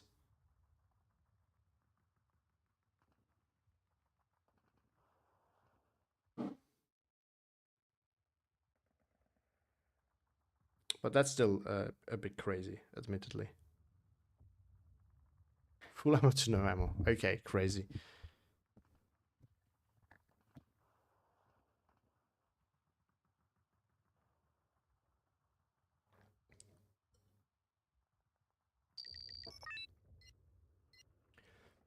And only, yeah, okay, yeah, but I mean, this is general. Like, cover takes away so much of the damage, unless it's like an autocannon. That thing just shreds everything. But even those, I mean, the difference between open and cover is so different. Oh, it has to be a bad map for me, of course. Schneider Klaus, we know this guy. He used to only play very good divisions. Well, I mean, 715th, I think, for quick play is still a very good one, because you can basically be successful on any map with it. But he used to be only playing with Fallschirmjäger when it was still absolutely broken. Now, that's a tough one. So how are we going to go about this? Because I'm also on the bad side, so that's not going to be an easy task. Pushing here, maybe. Technically speaking, we should try to get up here. And in A phase, he doesn't have good CQC infantry yet. That's when it can actually dominate still. I'm just... Oh, he quit. Okay. I've been playing Lazar at the start for a bit. But you mean by Himra or in general? But I've seen him with Lazar as well when he came out quite a bit. And I mean, as much as we had these discussions in more than one Discord, I think. I remember that. Because I was very vocal about it too. While First SS is not really good it's not a generally super strong division. For quick play, it's also a pretty decent one, I think. So that one only also used to be a strong one. He decided he wanted to know none of second Linda. Yeah. It's not that strong, though. Yeah, definitely, Roy. I agree. It's not 750 is a fun one because it's not the best one on any map, but it's just so like generally good that no matter on what map you're on, you can play. And you have tools for everything, really. So definitely agree with you there. But I mean, that's one of the reasons why, in my opinion, like win rate and rank and things like that all don't matter, because it really depends on what division you pick. Like, there's people who play ranked in every game and they just play their division that they would, all the divisions they want to try, and that is not the same as the person who only queues for ranked when they play with the best division. Really, I keep running into Soviet diffs, 9th Cav, 10th Gas, and 3rd Mech, and 26th Relki. Yeah, I mean, Soviets definitely have gotten a revival. I've seen them a lot more in quick play nowadays as well. I mean, especially 9th Cav. Once word spreads that this thing is so good, you bet that people are going to jump on it. 10th Garso surprised me a bit. That one is not that strong. It's not bad. It's not bad, but...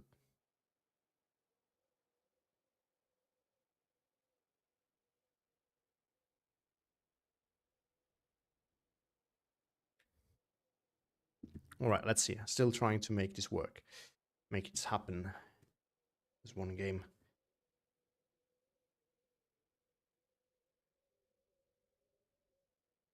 9th calf or 10th guard? Spice rub. Yeah, that's true. That's true. The buff really helped. I think it was about time because let's be honest, the 20-point single machine gun infantry is just it just isn't good in any way. So them getting a buff is like, okay, so at least now you get the spam ability of it. So that's the only thing it has for itself. And it's not like you also need to do it because otherwise you can't win against double machine gun. You need to go spammy. So at least you now get the availability to do it. So that was definitely a good change. Tankman. Definitely remember the name. Played against him. I think he used to play in some tournaments when I started playing tournaments. I am on the bad side, which is not good, but he's playing 5th SS Viking.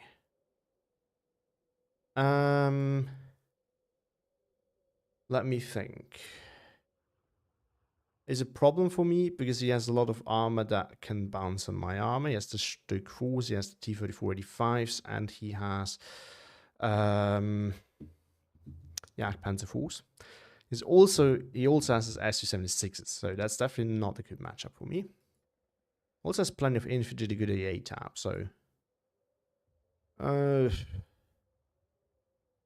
gonna start with recon planes.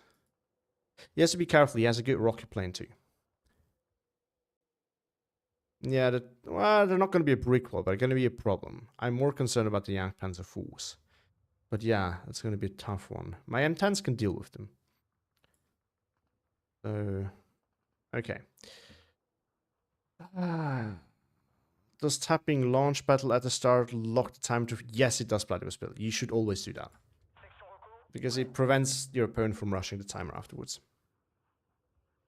But this is hands down one of the best tips that I can give to anyone. Like that saves you so many times. Yes, it does have that one, the Bergpanther. That was a fun one. That is a fun one. But it doesn't have light armor to... Oh, yes, Panzer Freeze too. Only the recon tab though, so that makes it a little bit better, but not...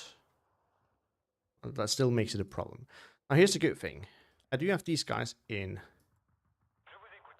the fast transport, so I might get in there.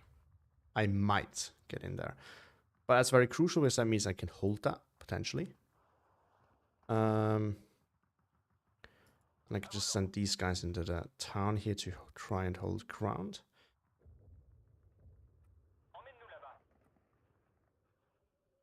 Not my project, we're trying to fit them all in. It's not easy.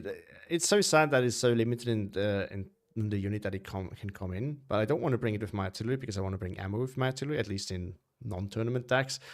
The AA is what I've been going for so far, I think. Because AT, some people put it with their AT guns, but I don't like that. I want to have my AT guns ready when I need them. So, yes, first and last, it does get them. So that's also a big problem because they are very cost efficient, especially against Shermans. When I started playing tournaments, I've played against him in the queue a couple of times. I don't think I've ever played against him in tournament. And I think we were roughly on the same level. Now, I have no idea how he has developed over the times. I also don't actually know how much better I have gotten or worse. So, all right, let's come up with a game plan. So the game plan, that's a tough one. The game plan can't be to push like into the yellow forest too much. It can kind of be, but the openings can also not be the plan. Tankman is not Luna. Tankman is a different guy. Yes, I've definitely played against him before, Spicer Up. That's not Luna. At least not Tankman 156, because I remember that distinctively. And Luna is much better than I am, so...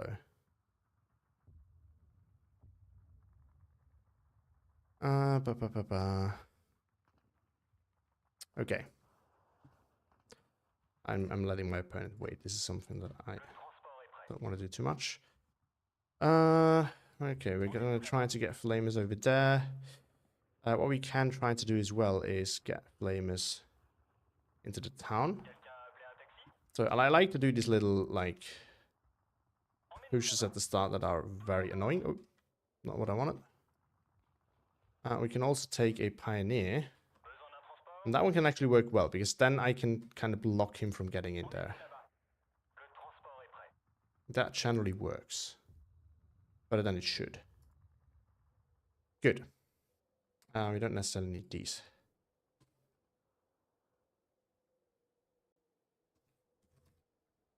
Good. But that's that. Then we need to go defensive here. We don't need to go super strong. I guess one card of Nova and one card of Sapper should do the trick. Sapper can just chill back. Yeah. I can bring them up here. It would actually be perfect. We try. And I think I'm just going to bring a recon steward down to deal with anything lighter and to make sure that the Sapper is not unsupported. And that will be it. This is one that I definitely want to go for. I think this is one where we're also just going to use some flamethrowers. One can go in here, and one can go in there. Luckily, they are fast. And so last time I played on this map with a lot of light armor, I tried to rush across here, and that can work, but it usually doesn't. So I'm not even going to bother. I think I'm just going to rush this. Can actually try to... it's not super easy. Now we're going to rush this with light armor. I think that's the way to go. But over here, because that one, if it goes up here, you can't cover that easily. And this is why we use these guys as well.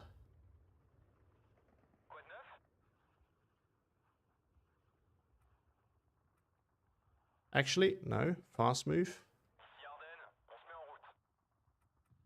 Because otherwise they might get stuck shooting at things that they don't necessarily need to stop for. And then we follow up with Pioneers and Nove. Pioneers are gonna go in here. These guys are gonna go in here.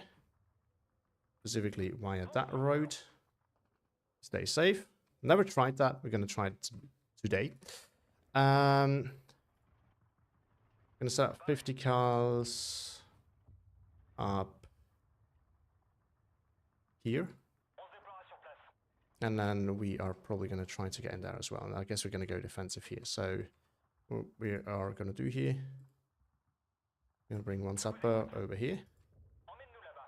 And over here. And I think that will be it. Actually, I want the Sapper there to kind of hold ground here and stop any armor, but maybe that's not... No, we're going to try. We're going to try. And then we put that here so that if there's any infantry, you can deal with that. That might be enough to hold. Maybe we should put the Nova then at the edge here so they can also see the road here in case any tanks comes down that way. And then here we're going to rush. I think that's the strategy that we're going to do.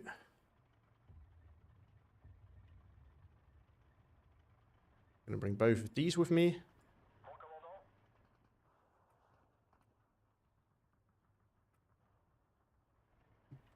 And we're going to bring some infantry as well.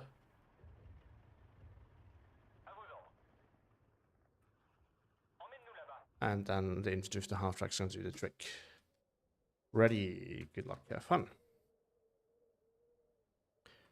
Let's see. Another week without any Dukla Pass news. Yeah, I know. It's sad. I really hope we got an announced starting release date, at least. But not even going to get that by the looks of it. Which is very sad. But it is what it is. I guess it'd probably be like end of July start or end somewhere between end of July and end of August, I would guess then. But that's I don't know. It's really just a blind guess, essentially. Oh, that's not the supper. Whoops. So that... Oh, no. That's infantry unit, so a machine gun or something like that, probably.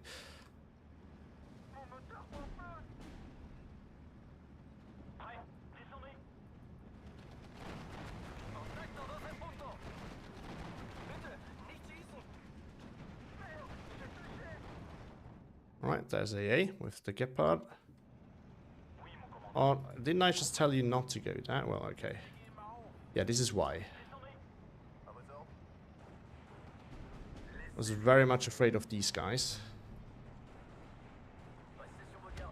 Okay, go there, please.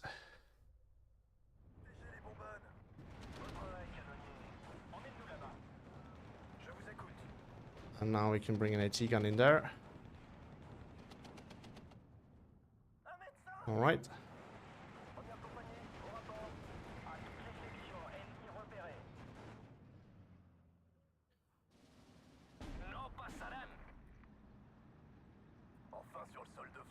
Alright, we got that already over there.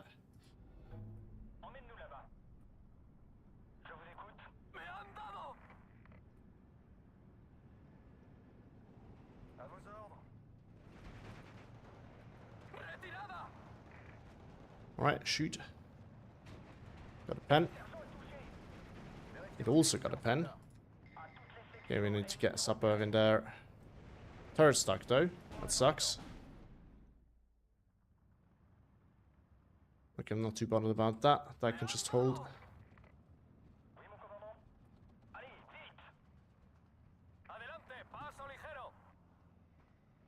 Right, I think we're gonna set up an AT gun there then.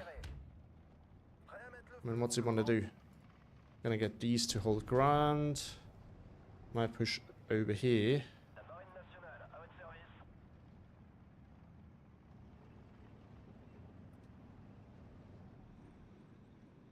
And we need to find a way to hold that over there somehow. That's all right. We're gonna find a way for that. All right. And let's see what's there. Don't need that there anyway.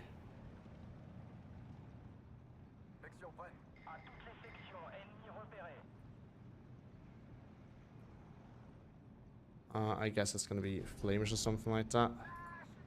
Oh no, it's not.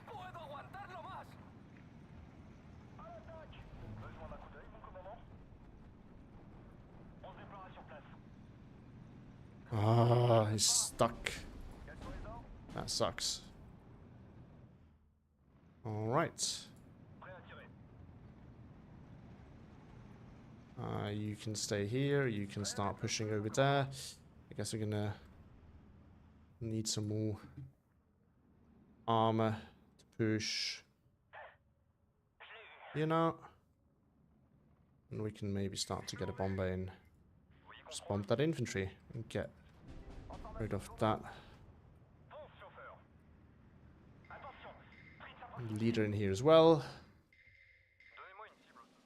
And then might be able to deal with the Gepards until then. Oh, by then. Oh. He doesn't have any recon, so that thing can just do whatever it wants. I want to get something up here.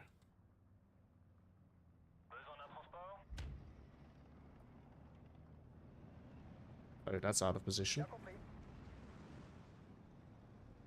Alright, that's done.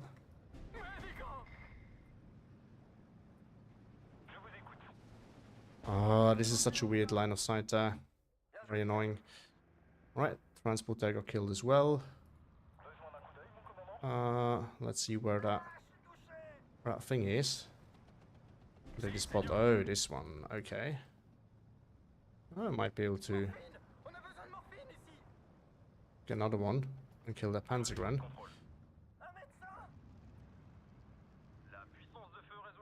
And then what you gonna do? Alright.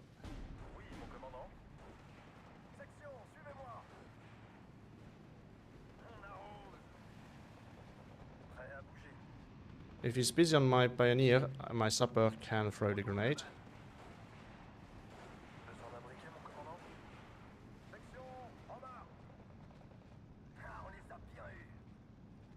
Alright. Now he can start engaging.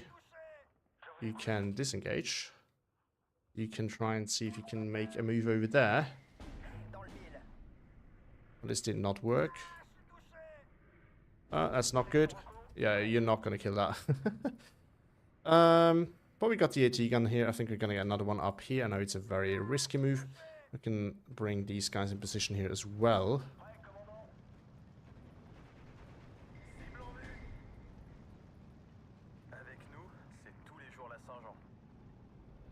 Bring a leader over here. We can slowly push through that.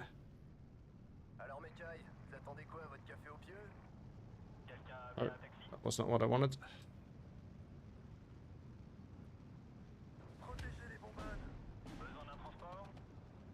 Right, if you can keep them pinned, that would be lovely. That is working somehow. I just needs to get in there. Then here, then we can kill that thing off. And next thing we're gonna have to do is bring a Sherman up here. Right, so I'm doing a bad job at reading things, sorry. Another week we found, yeah, no, this one I've read. Maybe the real Dukla Pass was a friend. Yeah. Over a year in development, it better be the best DLC in the game. Well, I'm not sure if it was a year in development because they had other things before that, remember? So it's also possible that, you know, they only started development just a while ago because they had, what was it? We had the Nemesis DLC and something else, right? Or Hell's, no, that was Hell's Highway was the Nemesis. I think the other one was also announced, right? The tribute to Normandy, I think was announced at the same time. I'm not defending it, it's just my... Tutti asks, any interest in Broken Arrow? Oh, okay, so that's not gonna work then. Not really. I do want to try it eventually. But not at the moment. Oh, I'm sniping transports here. Love that. I don't know what it is. I just, at the moment, I'm not really interested in it. It looks very arcadey to me, and that's not necessarily a bad thing, but it's just not for me. Oh, like this guy died by the looks of it. That's okay. Oh, that's not okay. I don't like that. Can you please stop, sir? But yeah, that's just not really my thing. This is now more expensive, so can't get it.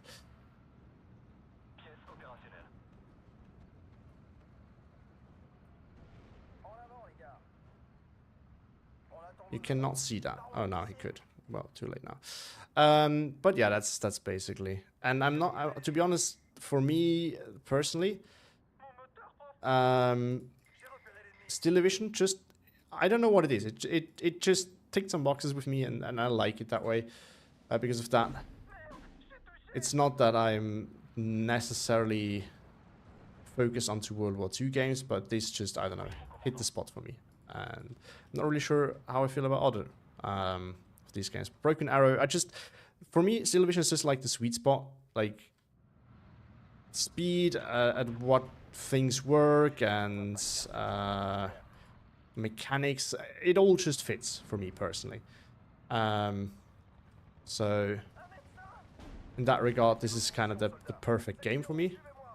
I'm not so sure if Broken Arrow, from what I've seen so far, it's gonna fit that too. I'm not saying it's a bad game, quite the opposite. I think it's, from what I've seen so far, it looks to be fun, and that's the most important thing. But yeah, just not sure it's gonna be my thing.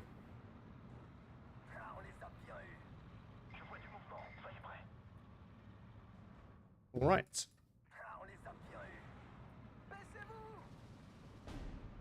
Oh, we can't have that, of course. We also can't have that. Should have committed, I guess. It's an SS-76, isn't it? It is. We can also just get two of those, I guess. It wiped out my AT gun. Wow. Okay. Need to be careful. We're sitting at slow turret rotation speed, so. That's AT. That's actually a bad idea because there's probably actual CQC in there. No. Well, we can always push up to there, I guess. This is... it's just hitting on some flamer throwers. That's okay. This is such an annoying spot there. It's so annoying that you can actually see that. Oh. Okay, we're gonna spot what's down and we're gonna deal with that. Yeah, that's Strumpio. Hill pressure. Love it.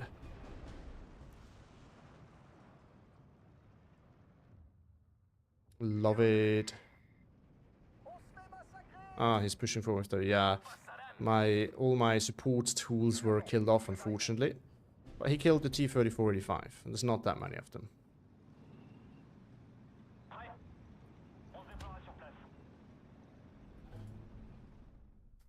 Okay, I think I need to I need to reduce my aggression just a tiny bit. Because what's happening right now is I think I'm overdoing it, and I'm losing a lot of units in the process. So... Oh.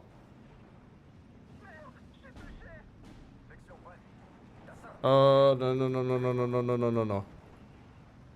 Please no. We just bombed that. And then get back.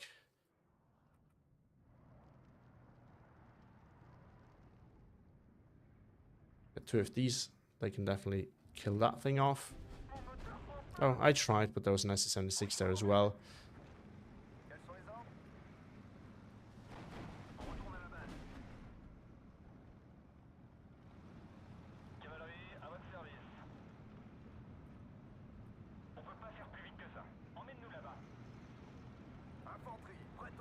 Alright, let's push. We're gonna get more of those up here.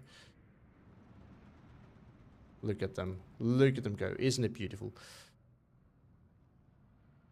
We're gonna get the last AT gun in there. I hope that's gonna work. Uh-oh. Oh. Of course he pens, and I do not. Why? Oh, come on. Can Star hit that, please?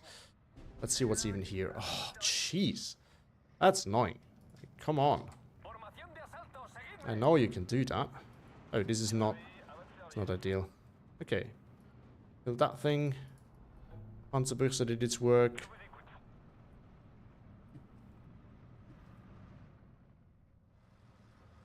Still 16-8, but my lane is actually thin, so I don't like that.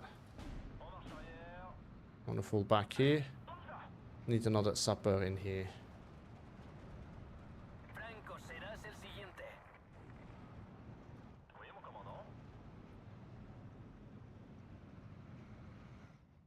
Can get one there defensively.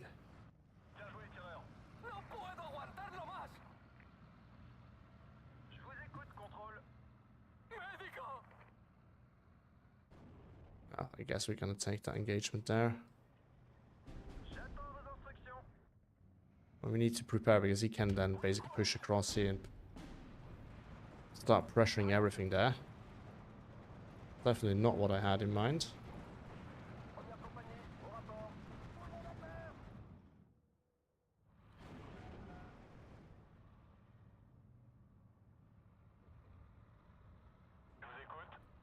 Okay, needs you to go here and then stop that push over there.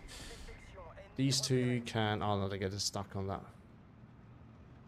Stupid.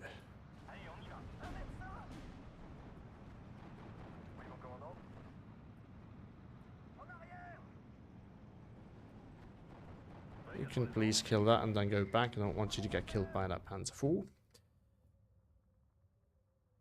Then we're gonna get this for the open, I guess. Seriously? He killed both of them. I know that at max range, you know, the pen is not great, but like 2v1. One would think.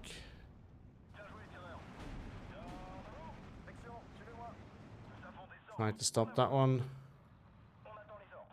Can stop this advance. I don't really want this to happen. They can also push over there. Just need to keep the tick going there. Make sure they can't easily stop it.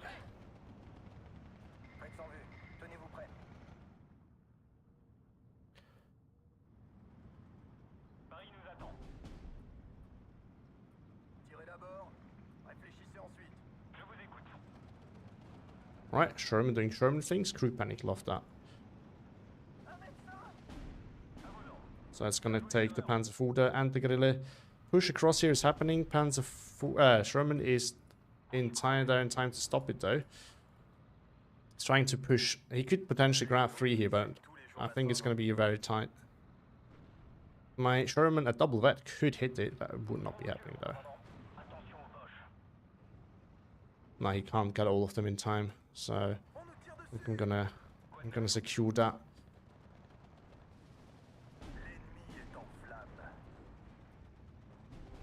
V for Victory is indeed an awful income. And the fact that he's playing against Maverick doesn't make it better. That's one of the worst matchups in my opinion. And there we go. There we go. Yeah, we traded relatively evenly, but I had more income at that point. So, well worth it to me. That was a very aggressive, not very trade-focused game, admittedly, but kind of worked. Yeah, look at that. My start was really working super well. Then he pushed kind of back a bit. And here he wouldn't especially bad, but very bad, actually. He gradually pushed back then a lot. I lost a lot of pushing power there. So I think one thing that I need to work on is I still use too much infantry. I was running out on infantry very fast. I mean, admittedly, that's also part of the map, right? So that was that. And the other thing is that I think I need to, like, the aggressive start is one thing, but I think I need to work on how to secure it at 45, because he pushed. I did not put enough defenses down. I think I also overextended quite a bit. So if you do that, you either need to stay mobile and poke everywhere a little bit, or you need to start fortifying, which I didn't do enough, partly also because I was stretching my front line. So I think that's a lesson learned from that one. But yeah, it was an interesting one. Curb says, Mamil beat me while playing V for Victory versus my balanced. Well, V for Victory versus balance is not that big of a problem, Curb. But against... It is also not that big of an advantage, in my opinion. It depends a bit on how you played, of course. It's very sort of situational. That's my opinion. Maf, yeah. No, that's horrible. If you play Maverick versus V for Victory, that's one of the worst matchups that you can get. To be honest, I don't want to offend you, Curb, and you've gotten a lot better, but I'm not so sure if there's no skill difference between you and Mamil yet. I'm not so sure if that's going to stay that way, but I think you're not quite at that point yet. But yeah, definitely. It's if you pick that and then go against Maverick, that's usually a tough one. Although I've definitely seen people do it. Like it's just so weird. I still don't really know. Like some divisions, like make it look obvious to you. Yeah, this is meant for V for Victory. But I don't know. I think for a lot of divisions, I still don't really get when you play it and when you don't. I mean, it's a nice counter against Vanguard, but is it? It's a nice counter against balance. I've seen it go both ways. I don't know. That's just not one to me.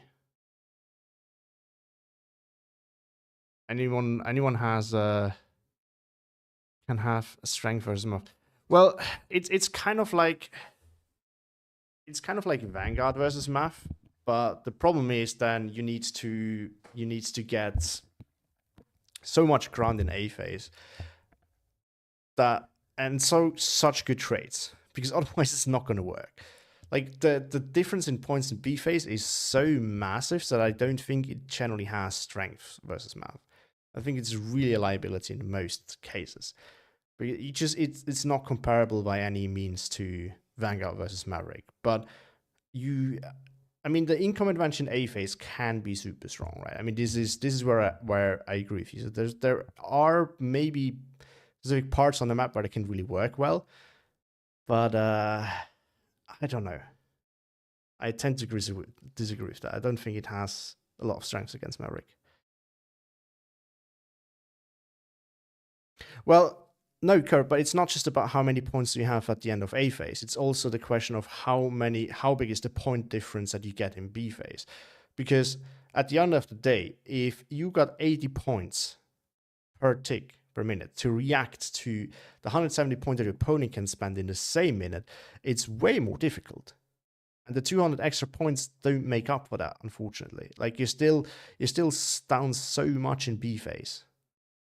Like basically after the first minute that has been equaled out, then may take, let's say, another minute till the units arrive on the front line.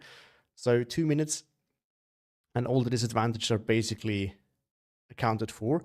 And then you have an incredibly large gap. And then on top of that, to everything that he does, you get to react with such a small amount of points. So it's really hard to get a good counteroffensive or even a good line of defense going with such a limited amount of points that I think it makes it really horrible. B phase is the most important phase in the game, MMO. I don't agree. I don't agree with you either, Grim Guy. I think A phase is the most important one. Because A phase sets the stage for everything else to come. So, and that's the part why Vanguard is competitive, even though it has less of an income advantage than the Maverick.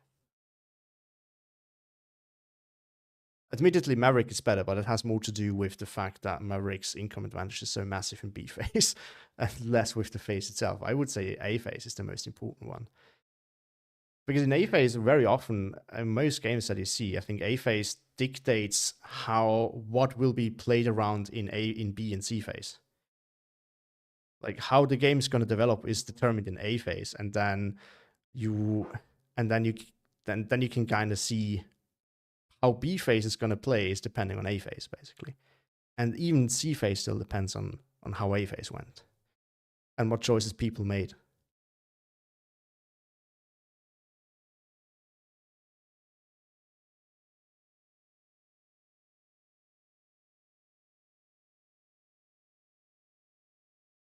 But well, I think Kirby is. Yeah, I think it's definitely you need a bigger sample. I don't think that this is a good example of the strength of V4V versus Maverick. I think it's generally a death sentence. Not saying that you can't execute it well, also depending on map and matchup, of course. But AV is all about trade. I think so, Spicer. It depends. Actually, you can also decide not to go for trades, but then you need to make ground. And not just any, you need to take key positions that allow you that just leave you in a better position in general. And then it can go in upward trades. You can go for an aggressive play as well. I mean, a lot of divisions work that way. Like you can make Blinde more aggressive than I did, and that works super well. And you just are aggressive right from the start. It can actually work super well. But if you're not, don't do that, I agree with you. It's about trades.